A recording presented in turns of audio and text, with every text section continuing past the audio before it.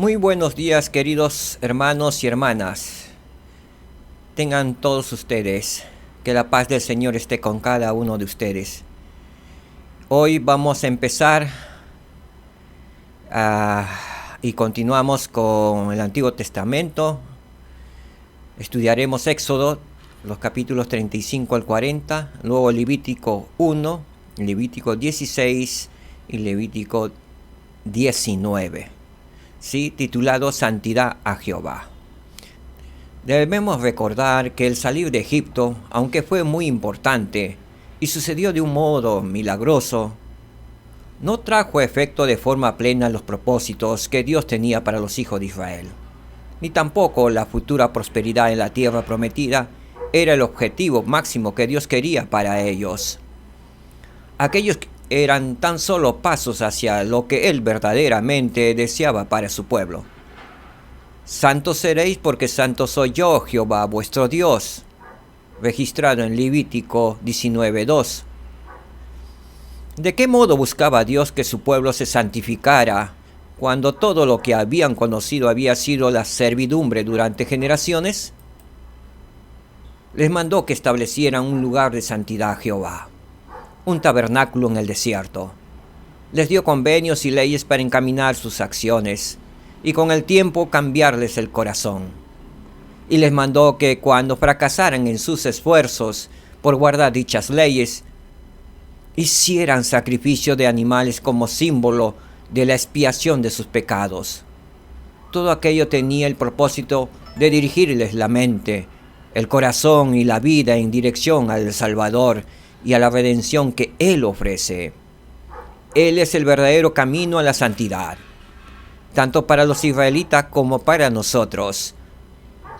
Todos hemos pasado algún tiempo en la cautividad del pecado, y a todos se nos invita a arrepentirnos, a dejar atrás el pecado y seguir a Jesucristo, quien ha prometido: puedo haceros santos.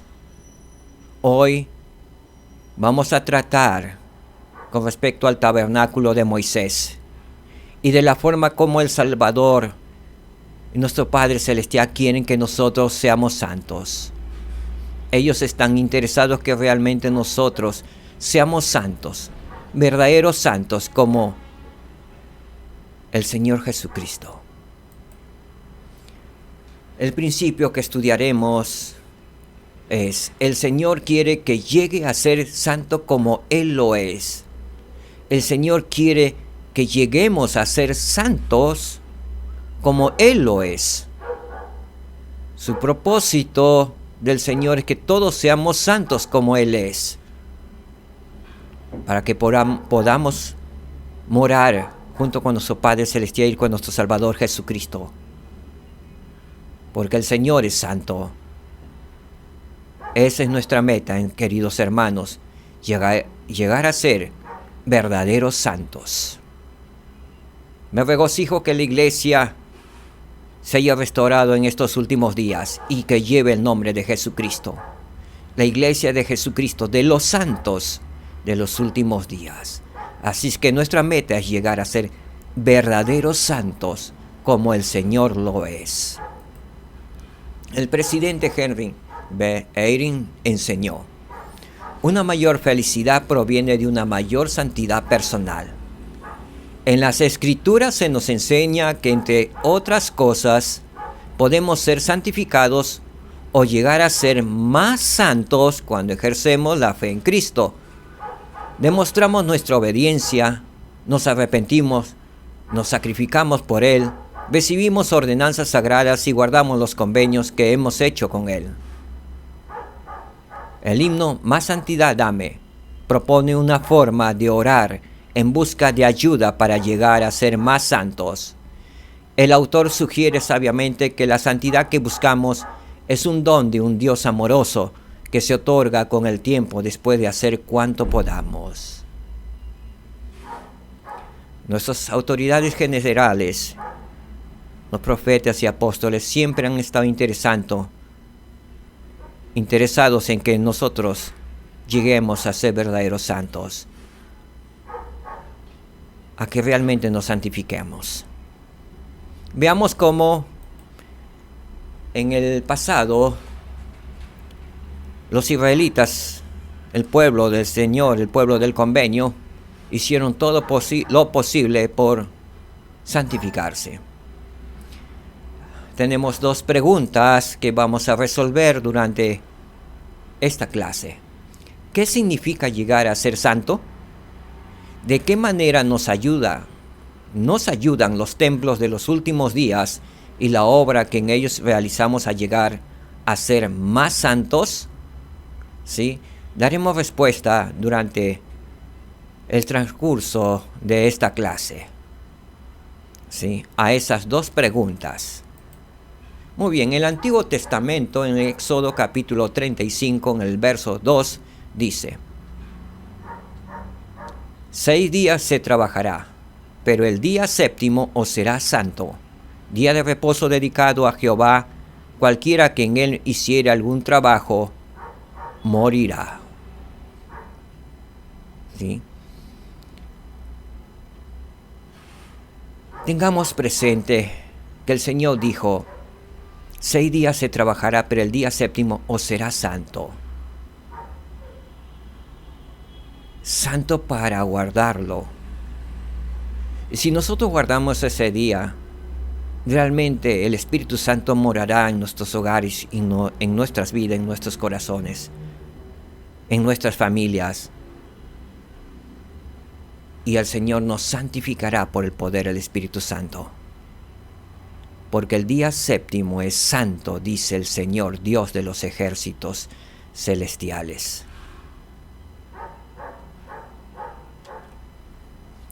En Números 15, 32 al 36, el Señor dice algo que tenemos que tener presente. Veamos entonces la Escritura. Si tenemos nuestras escrituras a mano, leamos. Números 15, verso 32 al 36. Dice así, verso 32. Y estando los hijos de Israel en el desierto, hallaron a un hombre que recogía leña en el día de reposo. Y los que le hallaron recogiendo leña, le llevaron a Moisés y a Aarón y a toda la congregación. Y lo pusieron en la cárcel, porque no estaba claro qué le habían de hacer. Y Jehová dijo a Moisés: irremisiblemente muera aquel hombre, apedréelo toda la congregación fuera del campamento. Entonces lo sacó la congregación fuera del campamento, y lo apedrearon, y murió, como Jehová había mandado a Moisés. Parecerá terrible este relato que está en las escrituras de Números, pero era una violación a la ley, y la justicia demandaba muerte.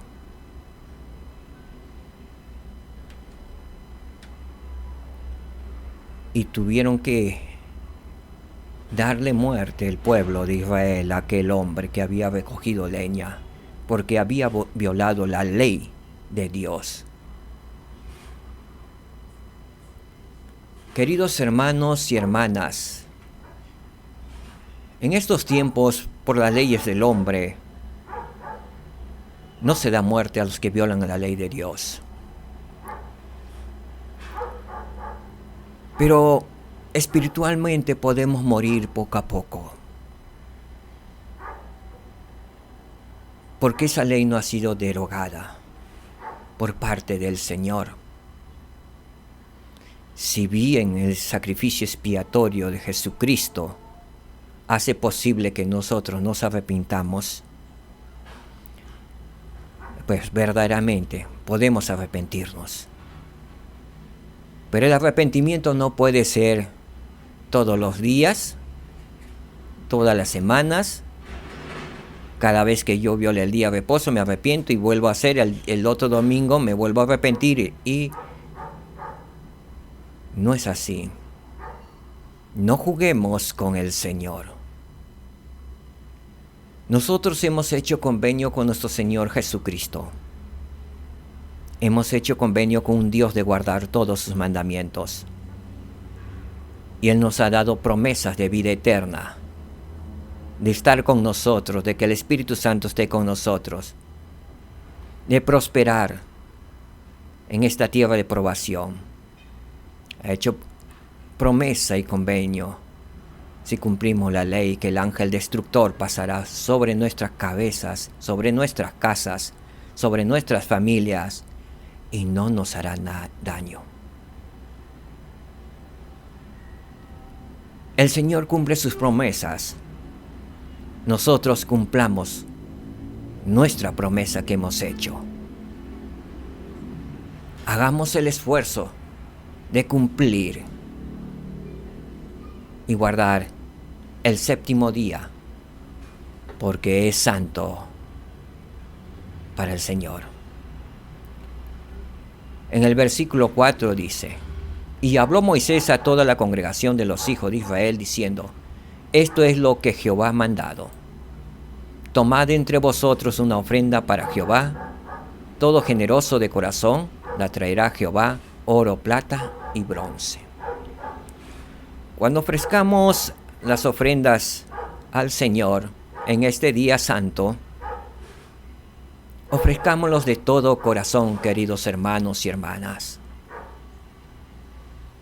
siendo generosos en nuestras ofrendas de ayuno y en el pago de los diezmos. Hagámoslos con corazón, con voluntad.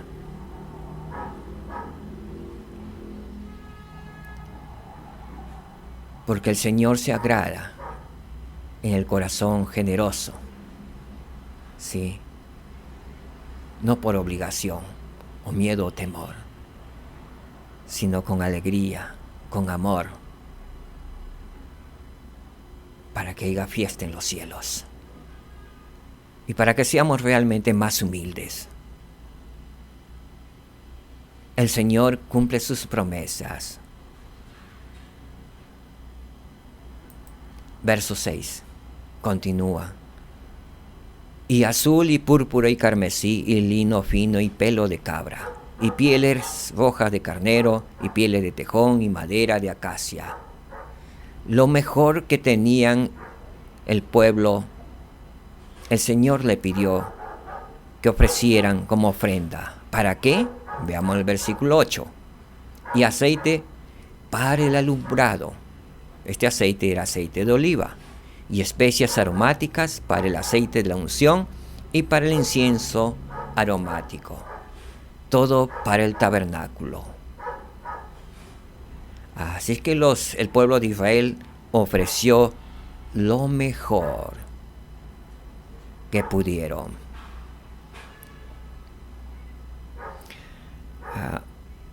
Justo pasa por mi cabeza un recuerdo del Elder Koch cuando estaba en una misión.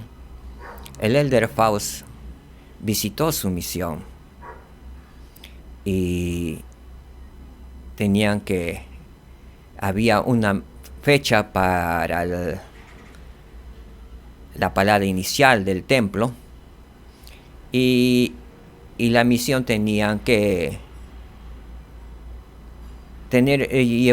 ofrecer una cierta cantidad de dinero. Ya había pasado 1 año y medio y no habían llegado ni a la mitad del dinero que tenían que recaudar para la construcción del templo. El presidente Faust le dijo que al Señor le agradaría que para el 8 de marzo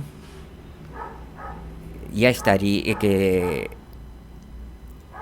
esté completo todo los fondos para la construcción de su templo. El Elder Koch le dice que no le obligó, solo le puso una meta. Y realmente le dejó pensando al Elder Koch con sus consejeros. Y comenzaron a conversar. Y en esa cierta cantidad, era mucho dinero. Eran miles de dólares que tenían la meta. ¿Y cómo podrían hacerlo? Solamente tenían 2 semanas para reunir, porque ya se iba a iniciar la parada inicial. Así es que entraron en consejo la presidencia de la misión y él dijo que tenemos que hacerlo. No sé si yo mismo pondría poner, y ustedes están de acuerdo. Sus consejeros dijeron sí. Había un espíritu de que sintieron que podían cumplir. Si no se llega hasta la fecha, pondremos de nuestro bolsillo, pero era una suma exorbitante. Alrededor de $9,000, $10,000, que en ese tiempo eran como ahora $100,000, $90,000 cada uno.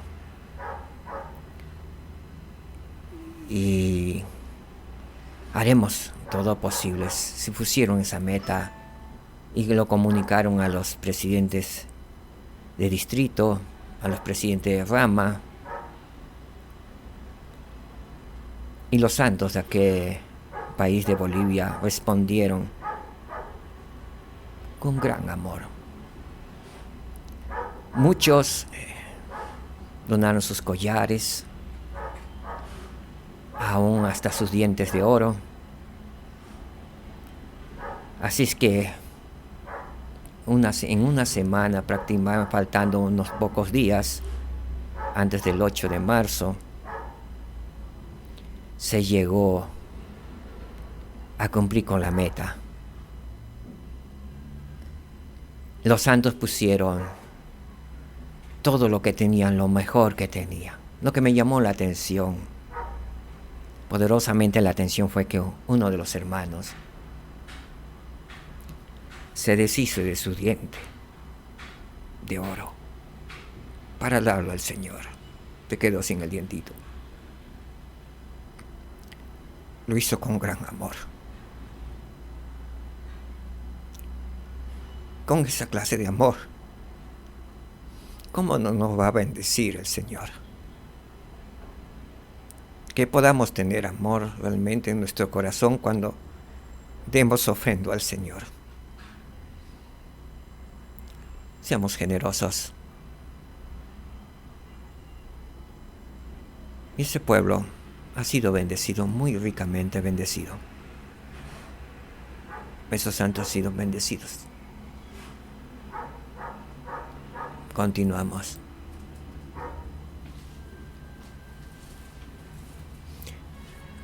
Vamos a ver un video sobre el tabernáculo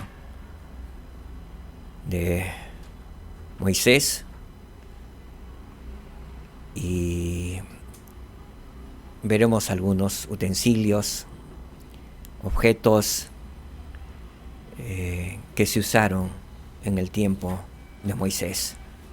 Veamos el video y luego analizaremos un poco más referente al tabernáculo de Moisés.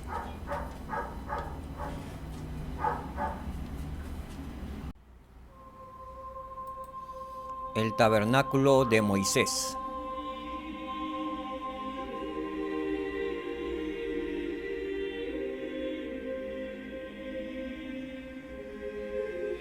Aquí vemos la entrada del tabernáculo.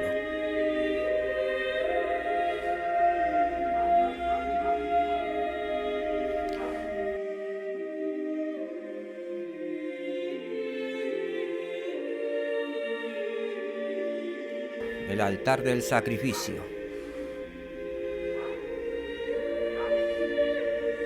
donde se sacrificaban ovejas, aves, y aquí encontramos los utensilios con los que se sacrificaba en el altar para la remisión de pecados. Acá podríamos ver el arrepentimiento.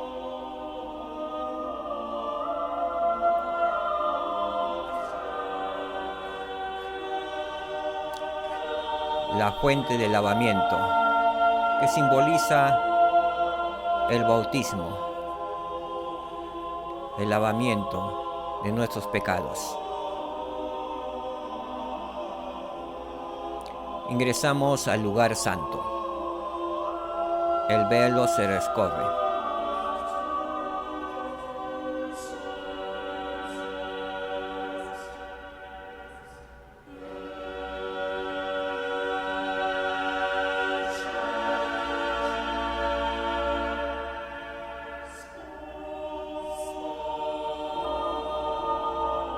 Calendario sagrado, el candelabro sagrado, que representa al Espíritu Santo, al don del Espíritu Santo.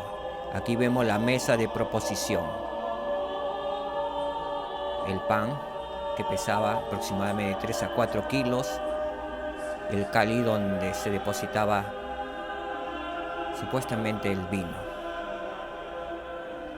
Y este es el altar del incienso. Las oraciones de los santos que son elevadas a Dios.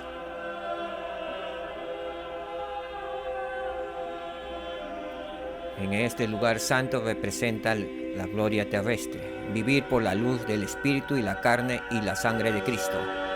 Ingresamos al lugar santísimo, recorremos el velo y encontramos los ángeles guardianes y aquí el altar del convenio, donde está la presencia de Dios.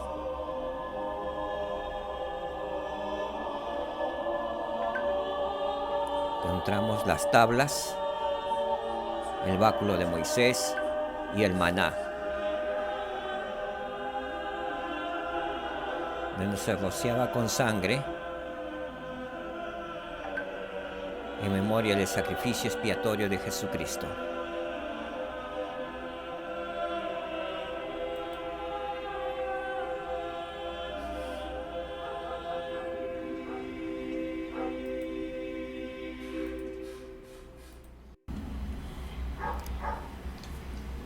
Muy bien, hemos visto el tabernáculo de Moisés, lo conocemos por fuera y por dentro, conocemos algunos instrumentos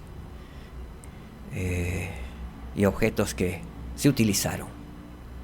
El tabernáculo de Moisés, que Dios le hizo construir, representa al plan de salvación. Tenemos, repasando, el atrio exterior antes de entrar al tabernáculo, que es el mundo. Y cuando entramos, bajando el velo, entramos y encontramos el altar de sacrificio. Se nos recuerda que el altar de sacrificio en aquellos tiempos se sacrificaba como ofrenda por el pecado. Carneros, aves, de acuerdo a los medios económicos que tenían y de acuerdo también a los pecados. Era un simbolismo del arrepentimiento, ya que degollaban al carnero sobre el altar del sacrificio y la persona que la persona que ofrecía ese carnero ponía las manos sobre la cabeza, como transfiriendo sus pecados al carnero, y se sacrificaba y la sangre era rociada sobre el altar de sacrificios. Eso demostraba obediencia y sacrificio. Demuestra el arrepentimiento y el ingreso al reino de Dios. Se ingresa por medio del arrepentimiento, con fe en nuestro Señor Jesucristo. Luego, estando eso todavía corresponde al mundo celestial, cuando nos sacrificamos el hombre natural, dejamos sobre el altar del sacrificio, nos arrepentimos de nuestros pecados y dejamos este hombre natural en el altar de sacrificio para no pecar más. Y vemos ahí la fuente que simboliza el bautismo, ahí nos lavamos. El bautismo y remisión de pecados. Dejamos en esa fuente todos nuestros pecados quedan debajo del agua. Dejamos el hombre natural debajo del agua sepultado. Y cuando salimos del agua, nos convertimos en hombres nuevos, en hijos de Dios, limpios y puros ante el Señor. Y luego hemos visto, se pasa al reino terrestre que representa el lugar santo. Ahí encontramos el candelabro sagrado. El candelabro sagrado paraba encendido día y noche, ya que un sumo sacerdote que estaba presente se ocupaba de que no se apagara la vela. ¿Qué significa esta luz, este fuego que estaba encendido día y noche? Representa el Espíritu Santo. Sí, el Espíritu Santo reina en lugar santo, en lugar terrestre. A nosotros se nos confirma poniendo las manos sobre nuestras cabezas, y se nos da el don del Espíritu Santo, para que el Espíritu Santo esté siempre con nosotros. Y eso pertenece a un reino terrestre. Luego hemos visto la mesa del pan de la proposición. Y también una jarrita con supuestamente vino. Sí. Digo supuestamente porque no está muy claro en las escrituras qué contenía. Pero representa el cuerpo y la sangre de Cristo. El pan y el vino, o pan, el agua, que representa el cuerpo y a la sangre de Cristo, que domingo a domingo renovamos nuestros convenios. Ahora, aquellos panes, dice que aquel pan pesaba de 3 a 4 kilos y se cambiaban todos los días de reposo. Se cambiaba por otro pan nuevo, y ese pan lo consumían los sumos sacerdotes, ¿sí?, con el vino. Luego hemos visto el altar del incienso, que representa nuestras oraciones. Sobre el altar del incienso, el sumo sacerdote encendía el incienso tanto en las mañanas como en las tardes.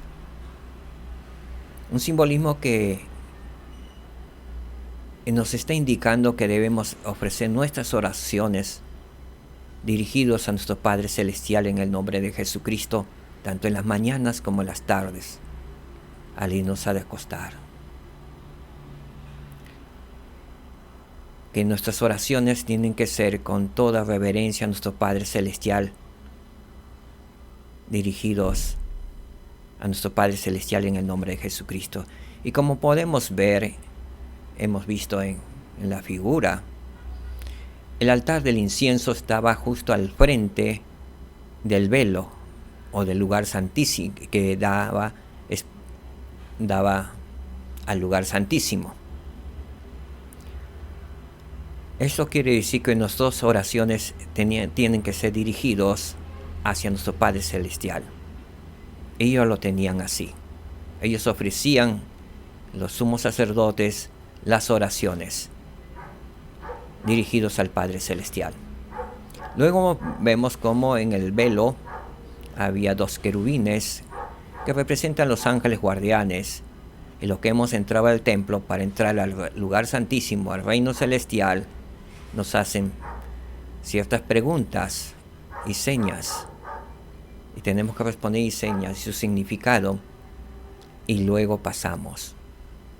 Es igual, ahí tenía pasar solamente pasaba un solo sumo sacerdote al lugar santísimo. En el lugar santísimo encontramos, como dicen los ángeles guardianes, que son los querubines según las escrituras, entramos a la presencia de Dios donde se encuentra el lugar santísimo. En el arca del convenio, que Dios mismo mandó construir, encontramos la tabla de los 10 mandamientos que el Señor le dio a Moisés. Su báculo, que tanto acompañó a Moisés por los lugares de Egipto y para dirigir a Israel, el báculo que tocó la peña, salió agua, sí, ahí se encuentra. Y como recordatorio se encuentra un pocito, un plato con el maná. Lo milagroso es que ese maná, cuando lo guardaban, alguien lo guardó y algunos violaron la ley porque el Señor le dijo que no podían guardar el maná para el día siguiente, se convertían en gusanos. Pero vemos ahí el tabernáculo que duró años y años ese maná en ese plato, en ese pocito, ollita. Como recordatorio de que el Señor bendijo al pueblo de Israel con pan del cielo, que significa el cuerpo de Cristo, la expiación de Jesucristo. Realmente todos estos pasos que se entran desde el atrio exterior hasta el velo, al lugar santísimo que representa la gloria celestial, terrestre y celestial, lo hacemos en el templo, en los actuales templos. Cuando nos bautizamos, pertenecemos a la gloria celestial. ¿Sí?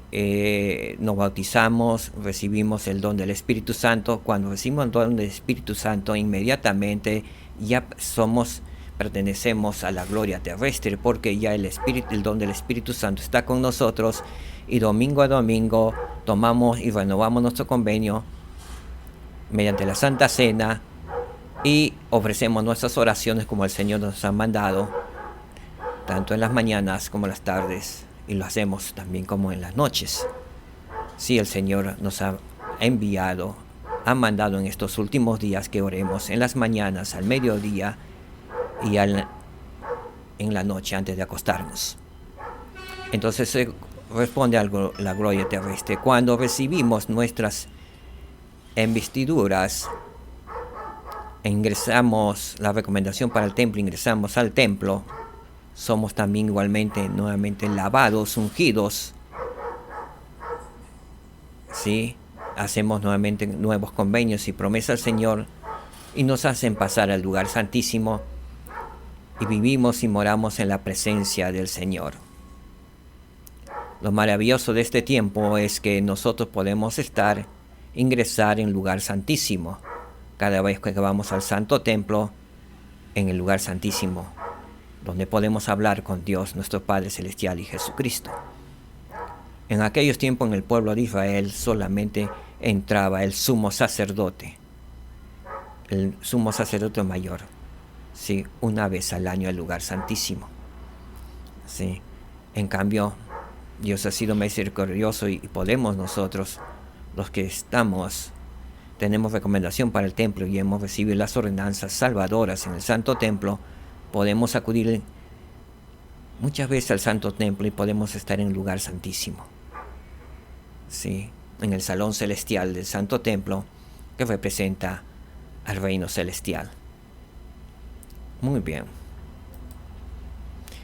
Veamos cómo en el Nuevo Testamento el apóstol Pablo nos habla en Hebreos capítulo 10 el significado de estos ritos, estas ceremonias que se hacían en el tabernáculo de Moisés. Veamos el verso 4.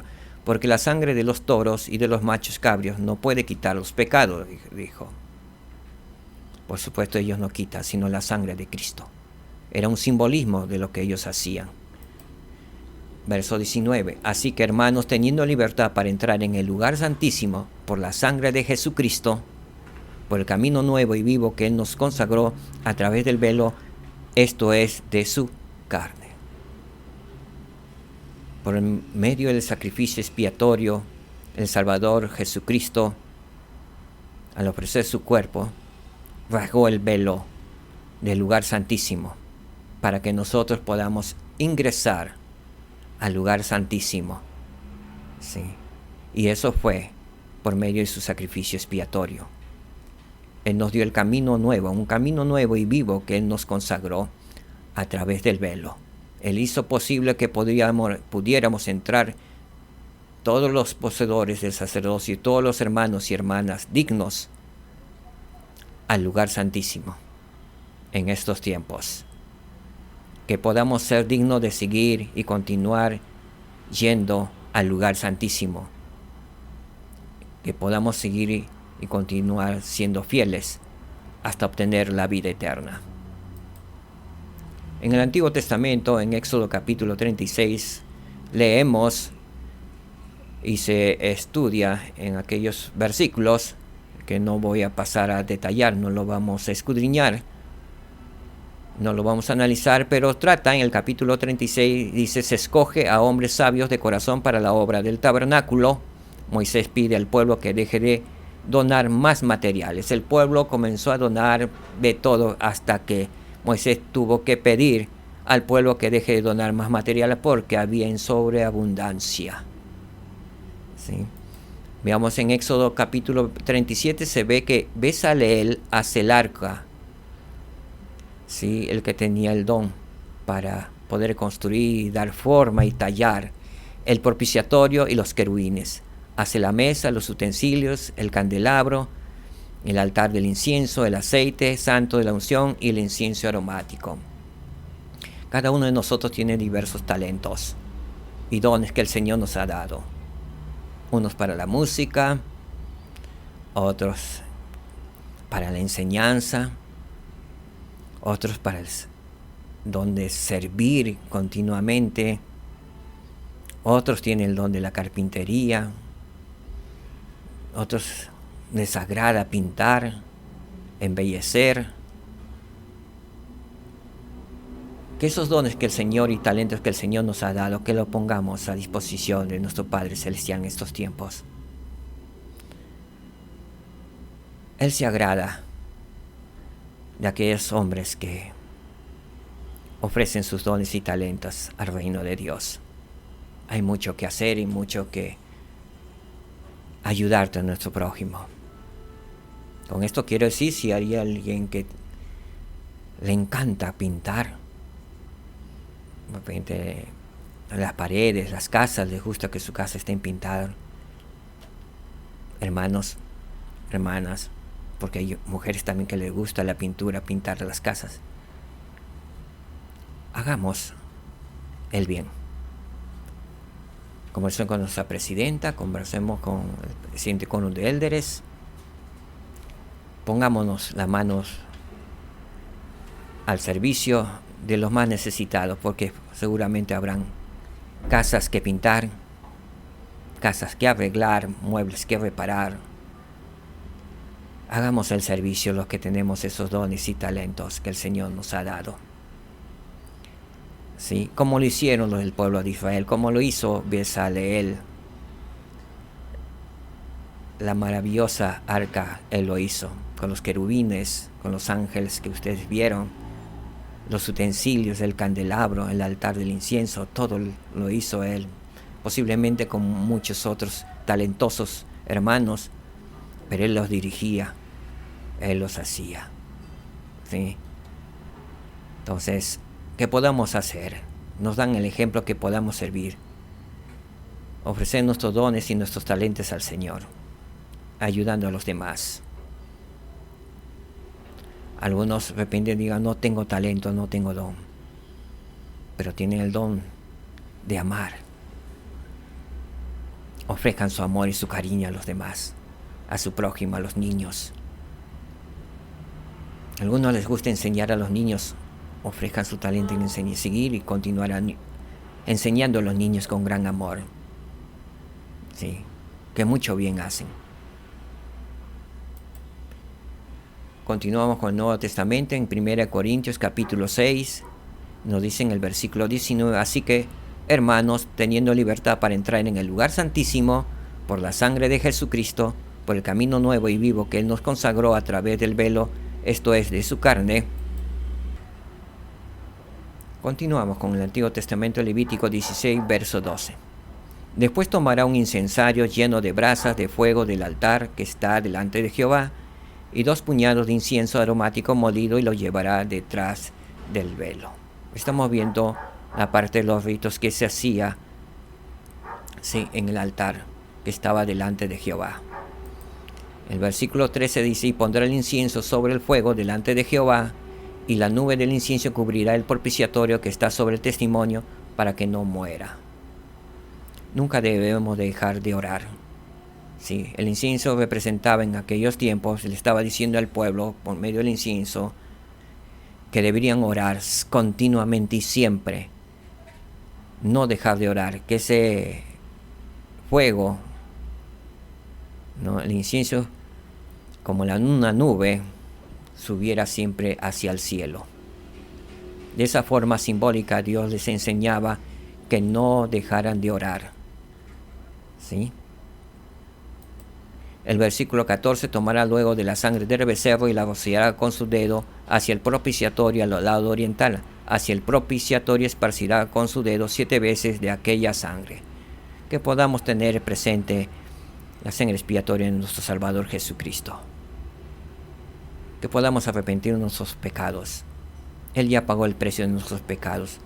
Arrepintámonos. Renovemos nuestro convenio domingo a domingo, tomando la Santa Cena, el cuerpo y la sangre de nuestro Señor y Salvador Jesucristo, con amor y reverencia y con toda humildad.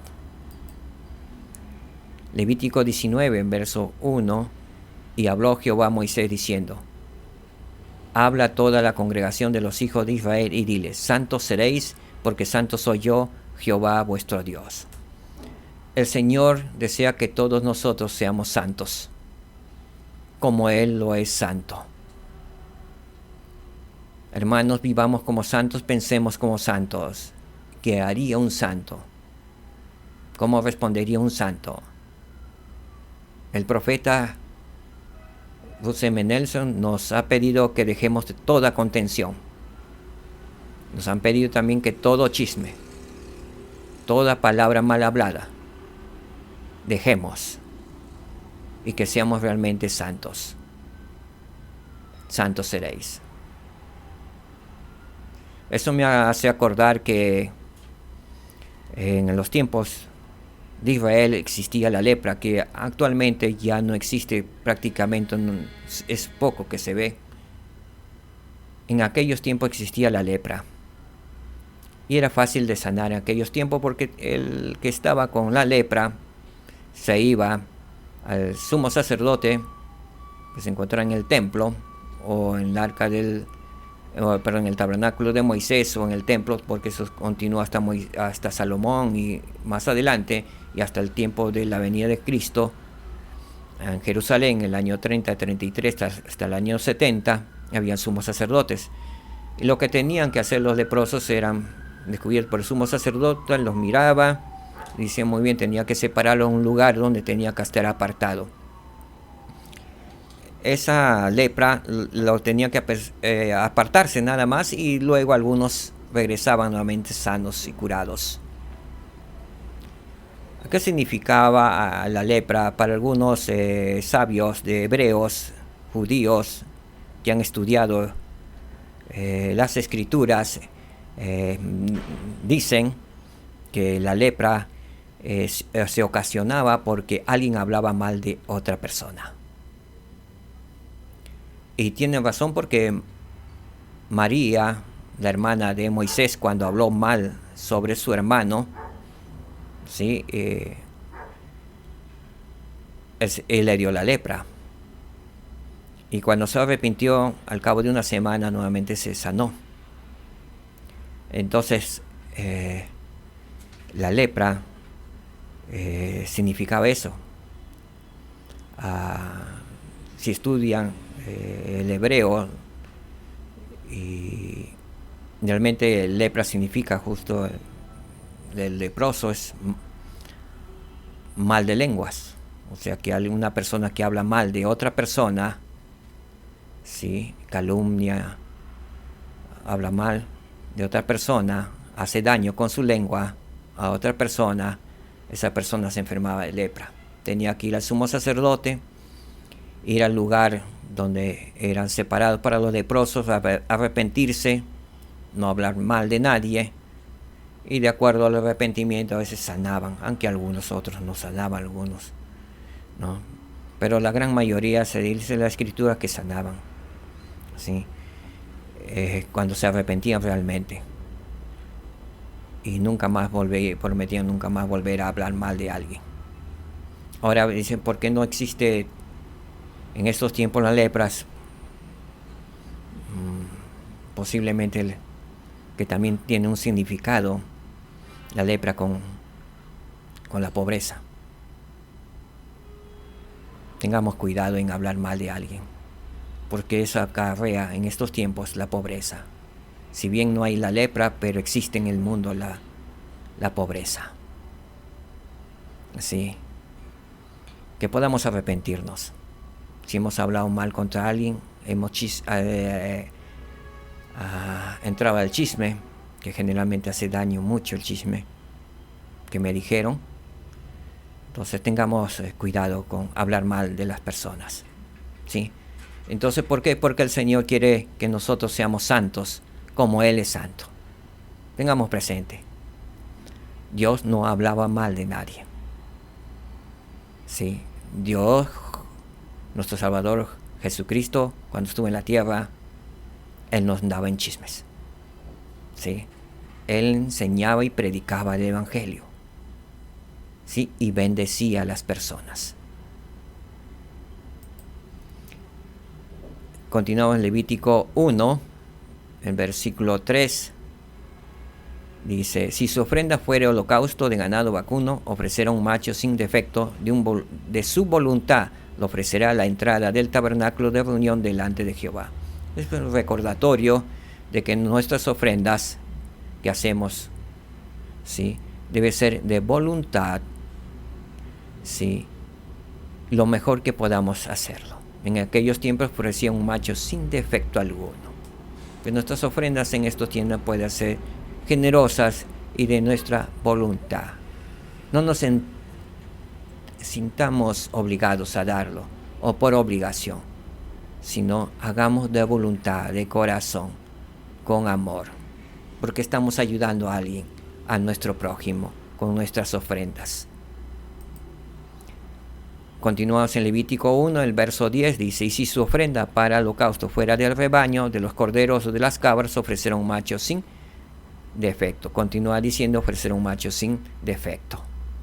Lo mejor que podía tener. Nosotros debemos ofrendar al Señor lo mejor que podamos al Señor, ¿sí?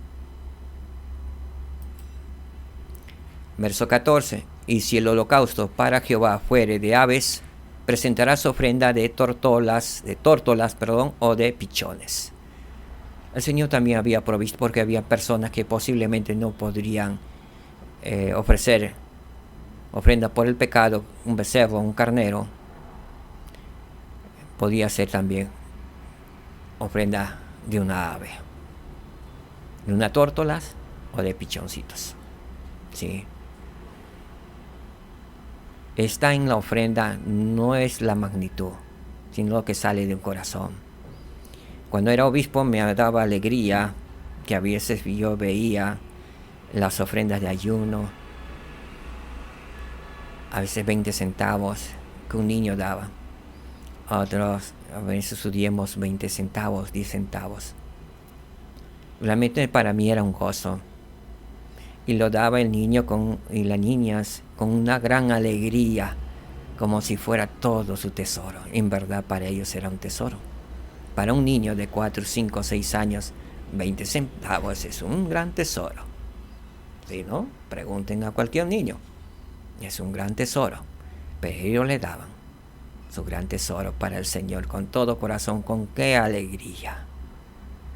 Qué distinto ver a veces algunos, bueno, también me daban muchos hermanos y hermanas con gran alegría. con gran gozo como niños. Pero también había algunos hermanos, hermanas, que daban como que reteniendo el verso, como queriéndome darme, como no queriéndome darme, y así como que se notaba, pues uno nota. Y estaban aprendiendo.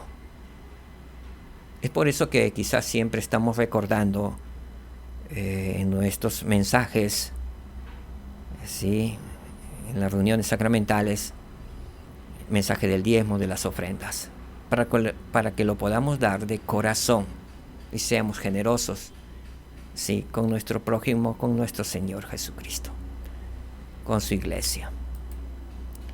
Entonces, hasta aquí hemos aprendido el principio que el Señor quiere que llegue a ser santo como Él lo es. Y la forma de llegar a ser santo como Él lo es, lo aprendemos realmente en los santos templos que el Señor ha edificado en estos tiempos. El Señor realmente quiere santificarnos, porque los santos templos es un lugar de refugio para todos los santos. Vivimos en tiempos peligrosos y que realmente el santo templo será un lugar de refugio absoluto para nosotros.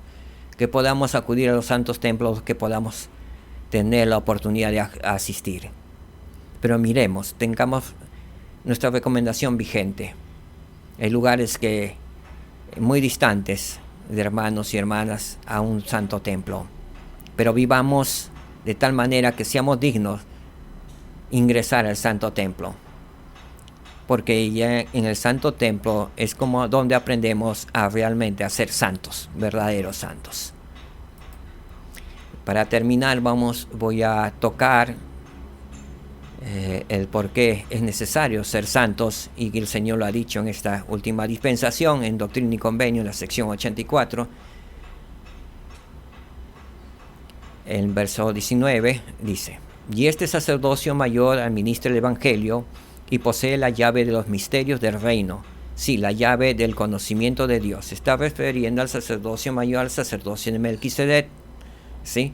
El verso 20, así que en sus ordenanzas se manifiesta el poder de la divinidad. ¿Sí? El poder de la divinidad. Versículo 21, y sin sus ordenanzas y la autoridad del sacerdocio, el poder de la divinidad no se manifiesta a los hombres en la carne. Porque sin esto, ningún hombre puede ver la faz de Dios, sí, el Padre, y vivir. Necesariamente nosotros tenemos que santificarnos, y se encuentra en las ordenanzas salvadoras, en todas las ordenanzas, ¿sí? En especial la del Santo Templo, las ordenanzas de investidura, las ordenanzas de sellamiento y todas las ordenanzas, ¿sí? Nos preparan, nos santifican, porque dice, sin estas ordenanzas, sin guardar esos convenios, el hombre no puede ver la faz de Dios, si el Padre, vivir. Así es que, si el Señor lo ha dicho, así es. Que podamos seguir preparándonos y prepararnos para poder ver la faz de Dios. Y solamente se hace al cumplir nuestros convenios y al cumplir con las ordenanzas salvadoras que se dan en el Santo Templo, en las reuniones sacramentales con la Santa Cena, ¿sí? Y con tener el Espíritu Santo como compañero constante en nuestras vidas. El versículo 23 dice: Moisés claramente enseñó esto a los hijos de Israel en el desierto, y procuró diligentemente santificar a los de su pueblo a fin de que vieran la faz de Dios. Él procuró diligentemente santificar a su pueblo, se afanó por santificar a su pueblo. Pero vemos, como dice en el versículo 24, mas endurecieron sus corazones. Por favor, hermanos y hermanas, no endurezcamos nuestros corazones. Nuestros profetas de la actualidad están tratando y están preocupados que realmente nosotros lleguemos a ser santos para poder ver la faz de Dios.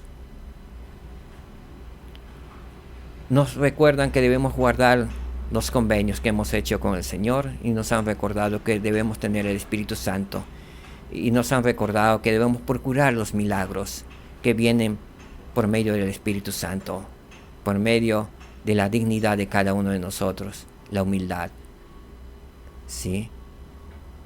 Que podamos ser dignos de poder recibir todas las promesas de Dios, ¿sí? Continuamos. Y no pudieron aguantar su presencia. Si nosotros no estamos santificados, no somos dignos, no podremos aguantar la presencia del Señor. Que estemos preparados para la venida de nuestro Salvador Jesucristo. Si estamos preparados, podremos aguantar su presencia. Él continúa diciendo, por tanto el Señor en su ira, porque su ira se había encendido en contra de ellos, juró que mientras estuviesen en el desierto, no entrarían en su reposo, el cual es la plenitud de su gloria. ¿Sí? Mientras tengamos un corazón duro, no podremos entrar en el reposo de nuestro Señor y Salvador Jesucristo, o en la presencia de nuestro Padre Celestial. ¿Sí? Debemos ser santificados.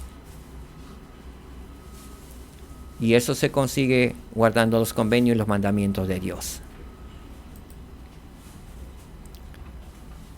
Sé que nuestro Padre Celestial nos ama.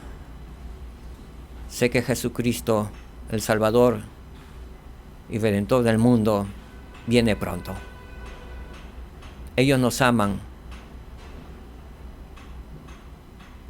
El Señor Jesucristo ha restaurado su iglesia para prepararnos a todos los que escuchamos y le seguimos para su segunda venida. Él desea con todo su corazón que nosotros guardemos los convenios y los mandamientos, porque Él está deseoso de bendecirnos. Él quiere que todos sus santos vivamos con Él en sus mansiones celestiales, que podamos ser herederos de todas las promesas que el Padre tiene para sus santos, dignos y fieles. Dios vive. Jesucristo vive y nos aman. En el nombre de Jesucristo, amén. Muchas gracias, mis queridos hermanos. Gracias por escucharme. Hoy nos hemos extendido un poco más y nos vemos la próxima semana. Muchas gracias. Que el Señor les bendiga. Paces en sus hogares. Shalom, shalom.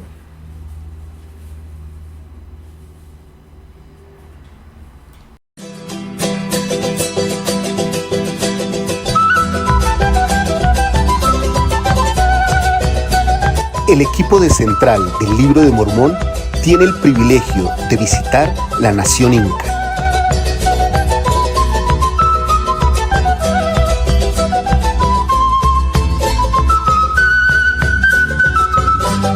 Desde el 10 de junio al 21 de junio de 2022 estaremos recorriendo la hermosa nación del Perú.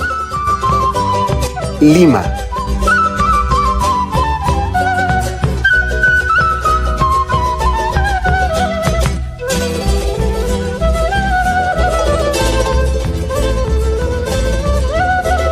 Cusco,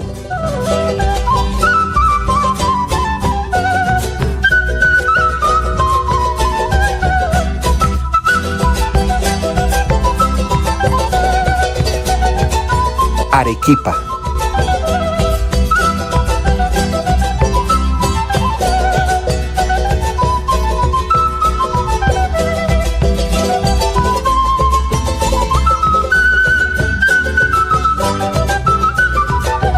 para nosotros será una bendición inmensa compartir charlas, experiencias y entrevistas con todos los santos de este hermoso país.